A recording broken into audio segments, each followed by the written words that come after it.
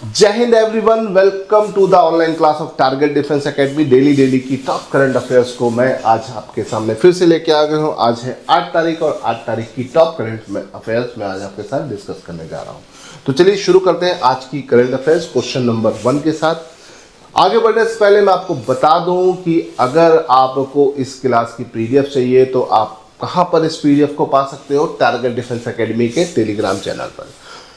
चलिए, तो पहला क्वेश्चन है, what is the theme of Indian army declare for the year 2026? अब देखो, ईयर्स की थीम्स बनती ही हैं। अभी रिसेंटली इंडियन आर्मी ने भी इस साल 2026 के लिए एक थीम डिसाइड कर ली है। तो इनमें से कौन सी थीम इसकी होगी, है ना? Year of modernisation, year of combat readiness, year of networking and data centricity, year of technical and innovation, है ना? तो भाई इंडियन आर्मी ने इस साल 2026 की क्या थीम बनाई है ना? तो वो है इस बार की theme year of networking and data centricity, है ना? देख के नहीं लग रहा है कि ये होगा, लेकिन यही इसका आंसर है। ठीक है, तो इंडियन आर्मी की ये थीम है, इसे ध्यान रखिएगा। इंडियन आर्मी ने इसे रिसेंटली अनाउंस किया। ठीक है, the Indian army designated 2026 as the year of networking and data centricity to enhance the real time decision making and combat coordination. ठीक है, तो जो हमारे हेड है आर्मी के, उन्होंने इस डिसीजन को फाइनल किया और लोगों को बताया। ठीक है, चलो क्वेश्चन नंबर 2 की तरफ चलते हैं। क्वेश्चन नंबर 2 क्या कह रहा है? अ 2000 year old Buddhist site was discovered in which district of Jammu Kashmir? तो भैया जम्मू कश्मीर के किस डिस्ट्रिक्ट में 2000 साल से पुरानी बुद्धिस्ट साइट डिस्कवर्ड की गई? अनंतनाग, बारामुल्ला, लेह, कुलगाम। तो अगर देखा जाए तो ली तो जम्मू कश्मीर में आ नहीं रहा है, ये तो नहीं होगा। इसका आंसर होगा बारामुल्ला। बारामुल्ला में अभी रिसेंटली 2000 साल पुरानी एक बुद्धिस्ट साइट डिस्कवर हुई, जो कि आपका एक हिस्ट्री का भी क्वेश्चन बन सकता है और इस तरह से करंट अफेयर्स में भी आप इसे जोड़ सकते हो। ठीक है, ये देखिए, ये साइट बारामुल्ला के आसपास के एरिया में डिस्कवर की गई। 2000 साल से भी ज़्यादा पुरानी ये बौद्धिस्ट साइट है। इसे याद रखिएगा। Archaeologist found Kushan period stupas and monastic structure in Jihapora village, Baramulla district. ठीक है, तो ये एक बड़ी खोज साबित हो सकती है। लेट्स सी, इस पर हम अपडेट लगाए रखेंगे, आपको बताते रहेंगे। लेकिन बुद्धिस्ट टाइम की 2000 साल पुरानी इस तरह की साइट कहाँ पर डिस्कवर हुई? तो इसमें याद रखिएगा जम्मू कश्मीर में कहा, बारामुल्ला में। ठीक है, चलिए। हाँ, who become the interim president of Venezuela on January 3, 2026? भाई वेनेजुला के जो प्रेसिडेंट थे उनके ऊपर यूएस ने उनको डिटेन कर लिया, उनके ऊपर कार्रवाई चल रही है ना? और बहुत सारी चीज़ें वहाँ पर चल रही हैं। दुनिया भर के लोग वेनेजुला के साथ लगे हुए हैं, उसकी अपडेट पर लगे हुए हैं। तो वेनेजुला के प्रेसिडेंट अभी नहीं है, तो वहाँ की इंटरिम प्रेसिडेंट कौन बने? एक क्वेश्चन ये भी अराइज होता है। तो निकोलस मदुरो तो वहाँ के प्रेसिडेंट थे, उनकी जगह पर किसने लिया? तो हुगो चावेस पुराने थे निकोलस मदुरो से पहले। तो डेल्सी रॉड्रिगेज ये यहाँ की इंटरिम प्रेसिडेंट बनी है वेनेजुला की, इसे ध्यान रखिएगा। तो ये है, इनको आप देख सकते हैं। Delsey Rodriguez was sworn in as the interim president after the Venezuelan Supreme Court acted following the seizure of President Maduro by US forces. तो ये हुआ है ऐसा।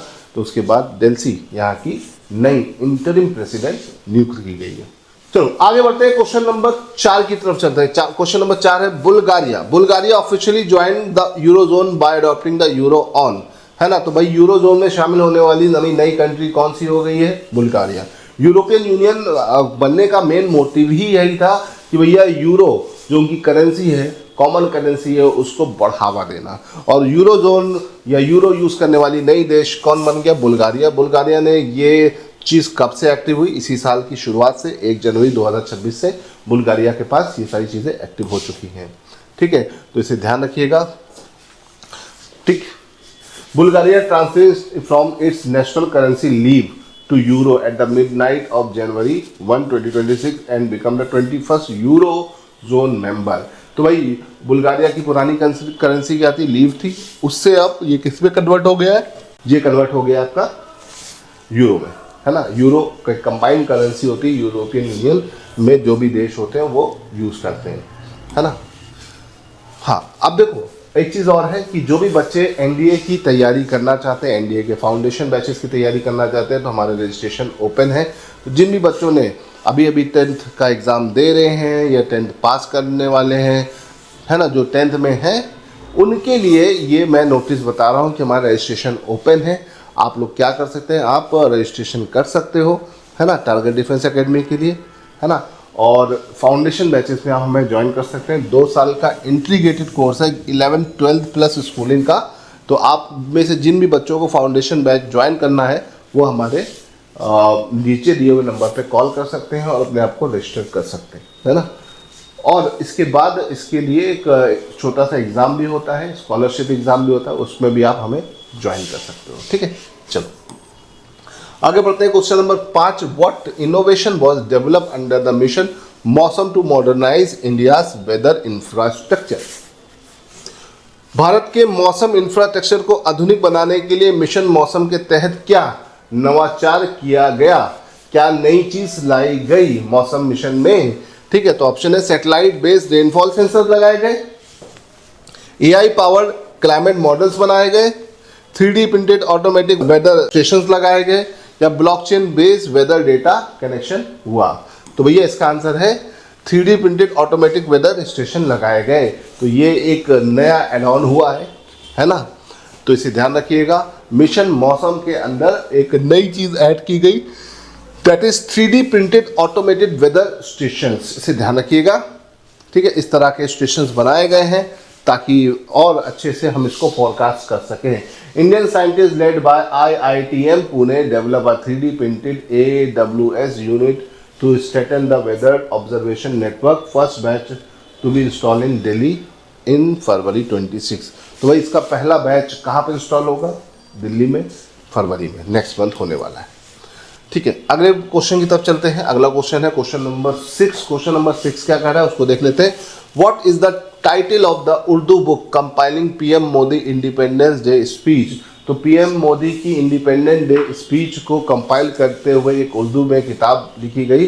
तो उस किताब का नाम क्या है, मोदी की बात लाल किले से संदेश, किताब ए मोदी लाल किला की फसील से आज़ादी के अल्फाज। तो इसका आंसर है सी, किताब ए मोदी लाल किला की फसील से, है ना।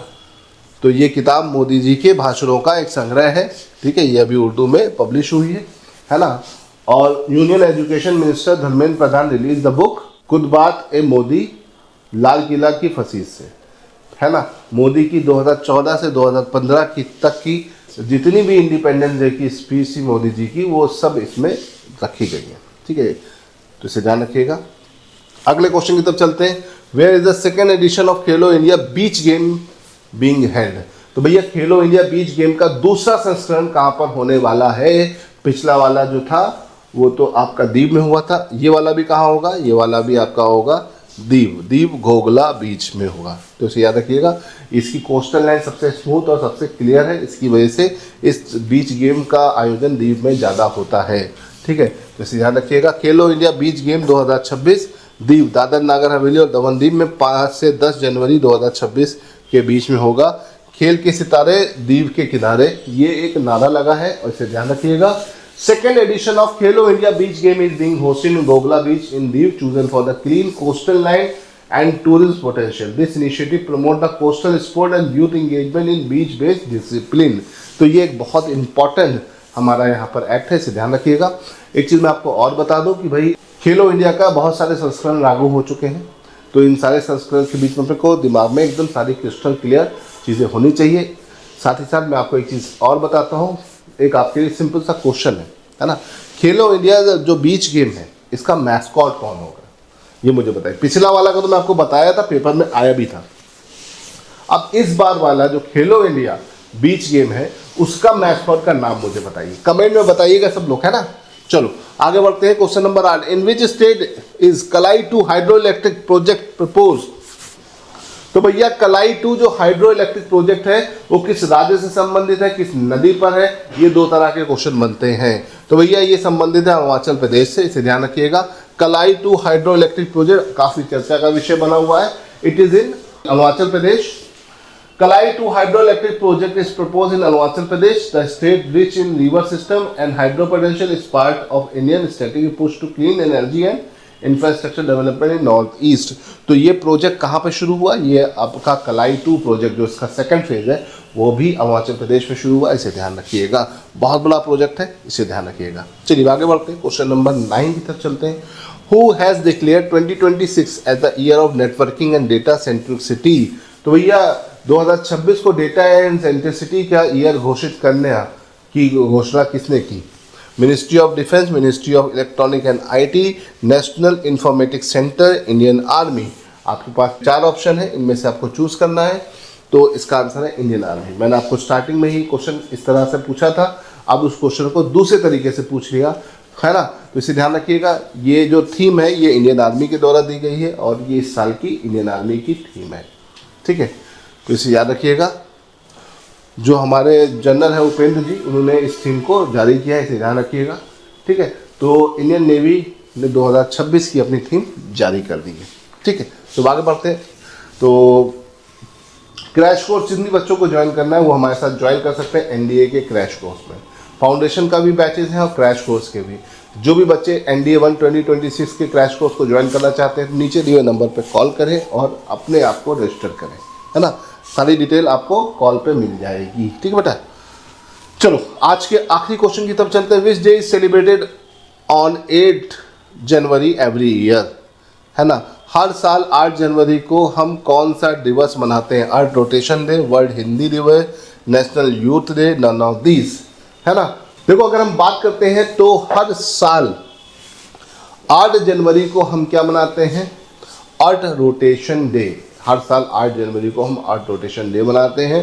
ये दोनों डे भी जनवरी के हैं बट 8 जनवरी के नहीं हैं, इसे ध्यान रखिएगा, ठीक है। तो अर्थ रोटेशन डे हर साल हम 8 जनवरी को मनाते हैं। अर्थ का रोटेशन की वजह से इस पर कॉर्नलिस फोर्स इफेक्ट चलता है, ठीक है। The January celebrated every year the earth rotation day. It commemorates the day in 1851 when the Leo Foucault demonstrated that the earth rotates on its axis using the famous Foucault pendulum, ठीक है। इसे ध्यान रखिएगा, बड़ा important है और ये आपके पेपर में क्वेश्चन बना सकता है। आई होप कि आपको आज क्वेश्चन समझ में आए होंगे। आज के क्वेश्चन अच्छे लगे तो इसी तरह से हमसे जुड़े रहिए। एनडीए हो या सीडीएस हो, हर एग्जाम के लिए करंट अफेयर्स बहुत इंपॉर्टेंट होते हैं और करंट अफेयर्स पर आपको कंट्रोल करना है। तो आपको क्या करना है? आपको लगातार करंट अफेयर्स सुनते रहने हैं, इनके बारे में लिखते रहना है, जिससे आपको काफ़ी सारी चीज़ें धीरे धीरे क्लियर होती रहेंगी। तो चलो फिलहाल आज के लिए इतना रहने देते हैं, मिलते हैं कल फिर कुछ और नई करंट अफेयर्स के साथ। टिल देन गुड बाय, जय हिंद।